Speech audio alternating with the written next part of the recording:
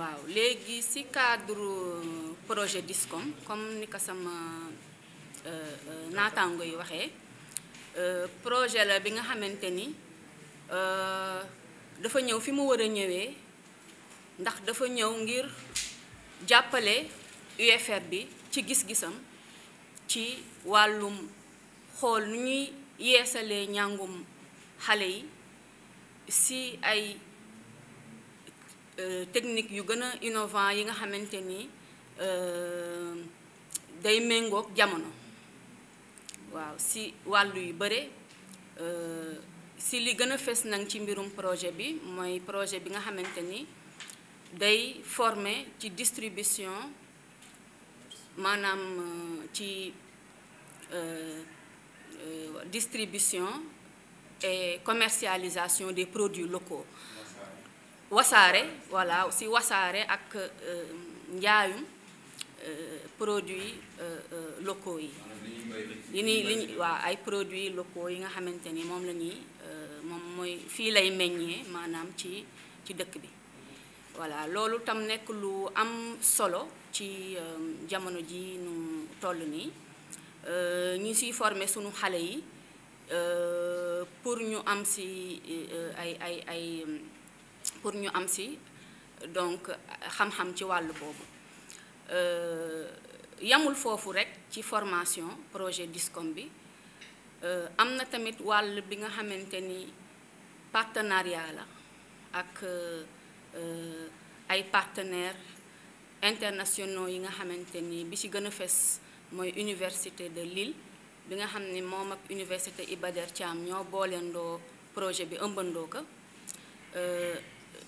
partenariat la également ci wàllum diggante ay jàngalekat ci wàllu institution ak institution donc institution africaine ak institution internationale projet bi dina dimbali it suñu personnel yi ci mbirum formation bu weesoo étudiants yi impliqué na tamit personnel yi fi nee nii muy personnel su ma nee personnel yemuma ci enseignant chercheur rek dem naa tamit ba ci personnel administratif technique et de service donc ñooñu noonu ñëpp ci projet bi la ñu bokk ci mbirum formation bi nga xamante ni projet bi nga koy jagleel pour wax nag ci mbir mi ñu dajale fii mooy journée scientifique du tourisme durable bi dafa nekk benn événement bi nga xamante ni à dimension internationale la bi nga xamante ni guleet tey ñu amal ko ci réewum Afrique rawatina tey Sénégal donc nekk na benn événement bi nga xamante ni à dimension internationale la li nga xamante ni ci si wàllum projet DISCOM bi lan ko jaarale dëgg la si wàllum projet DISCOM bi lan ko jaarale waaye dafa nekk li nga xamante ni naka jekk doon na am journée scientifique internationale bi nga xam ne doon na am ci yeneen dëkk bi nga xamante ni dañ ko bi yoon indi délocaliser ko fii ci Sénégal donc mu nekk tamit lu am solo li nga xamante ni ci mbirum tourisme durable lay wax ñëpp xam nañ ni Sénégal pays touristique la donc kontaan nañ bu baax ci li nga xamante ni tey journée bi dinañ ko amal ci Sénégal notamment entre Thiès ak Dakar jigéen ñi am ci tamit wàllu loolu ci mbirum journée scientifique de tourisme durable bi ndax dina am ay panel yi nga xamante ni dinañ ci wax ci mbirum jigéen ak ni muy gérer ay compétences am ci wàllu tourisme durable dina am tamit waa artisanat tam dinañ ci am wàll ndax dina am exposé bu am solo bi nga xamante ni artisans locaux yépp ñu ngi leen ciy woo pour ñu ñëw exposer seen ay produits loolu tam bu weesoo dimension scientifique bi mooy dina dajale ay enseignants chercheurs yu bare ak ay professionnels du tourisme yu jóge ci àddina bi yépp yi nga xamante ni ñoom ñooy daje Sénégal ngir sottante xalaat ci mbirum tourisme bi au Sénégal pour réfléchir pour xalaat ci naka lañu indee dimension durabilité bi ñuy wax ci wàllum tourisme au Sénégal.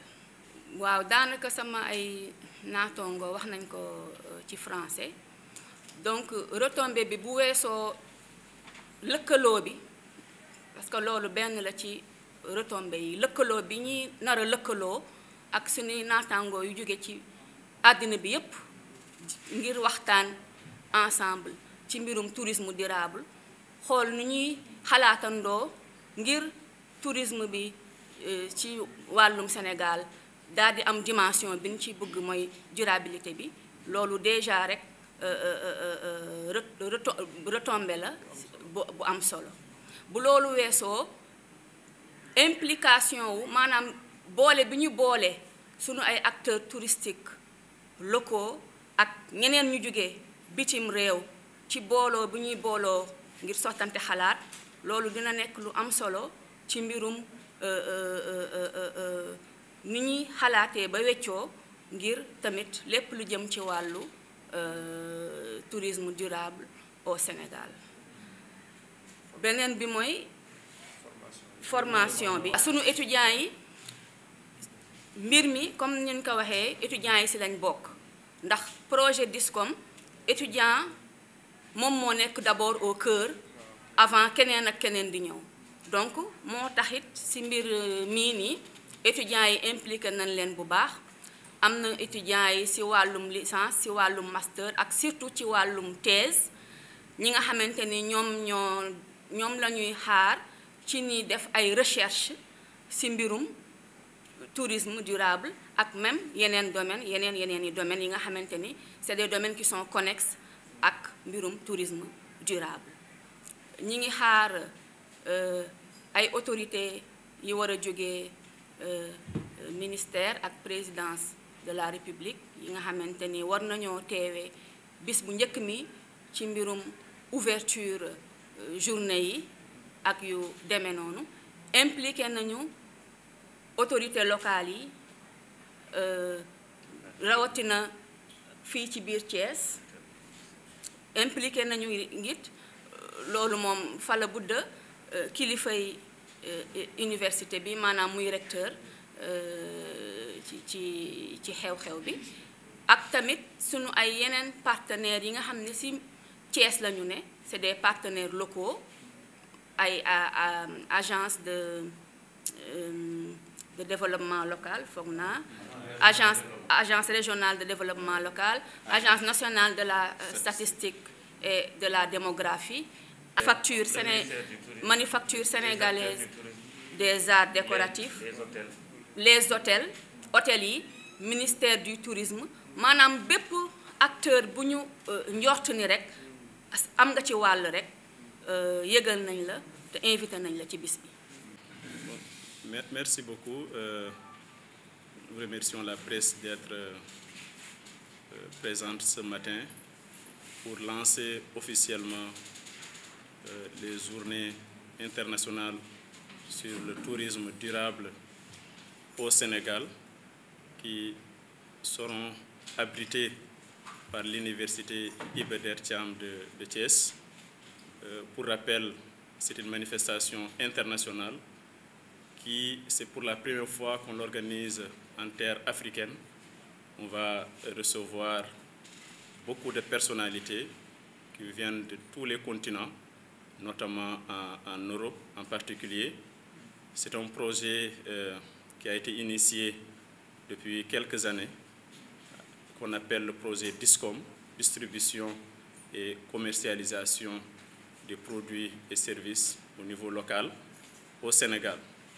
Nous l'avons eu en partenariat avec l'Université de Lille en France.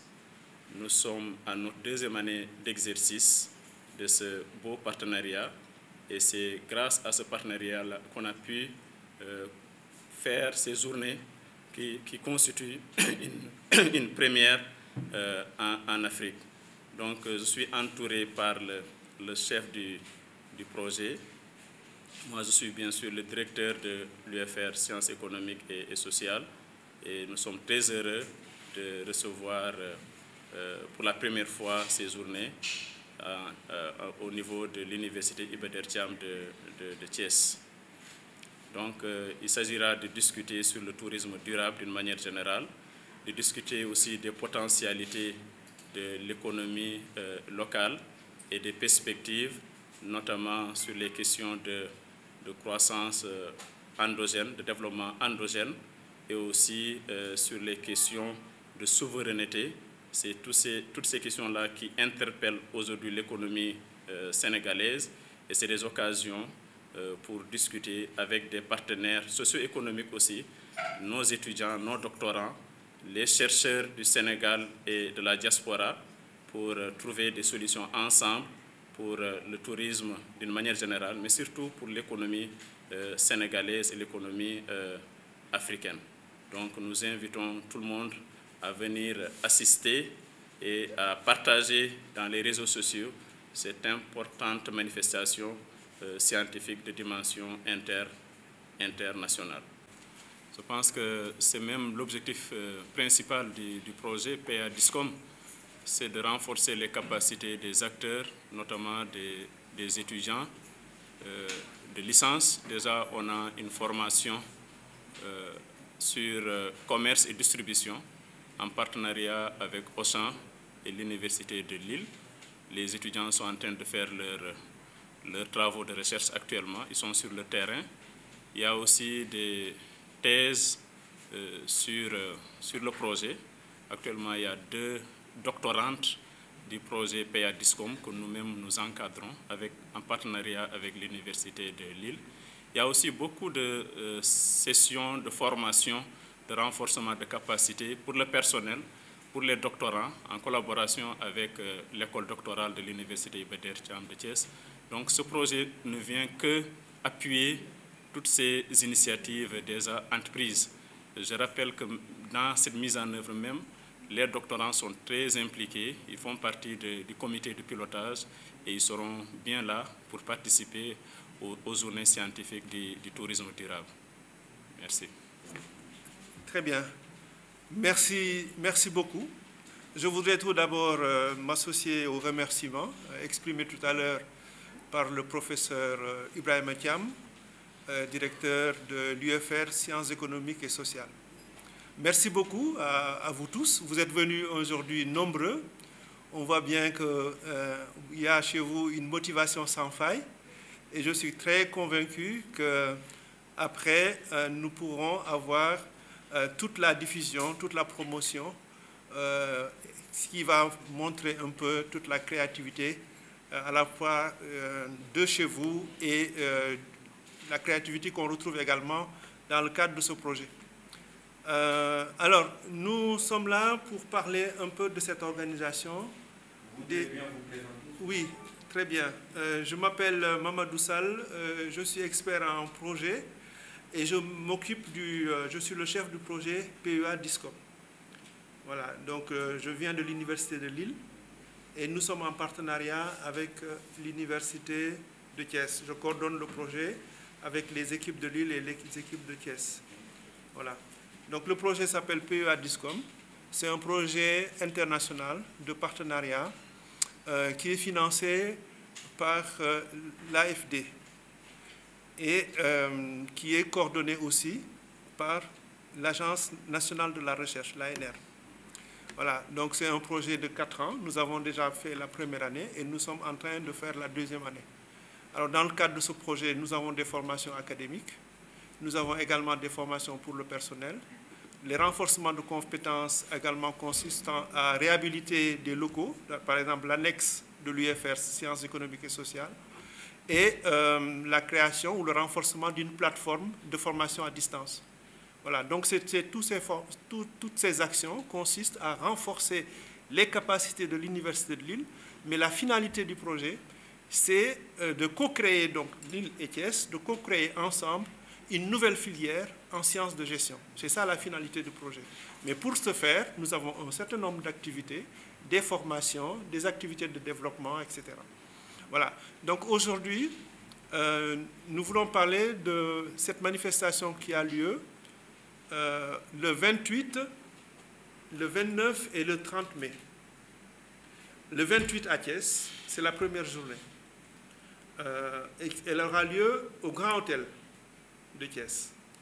Le 29 est une journée consacrée à une sortie. Nous allons sur les sites du tourisme durable, dans les îles du Saloum.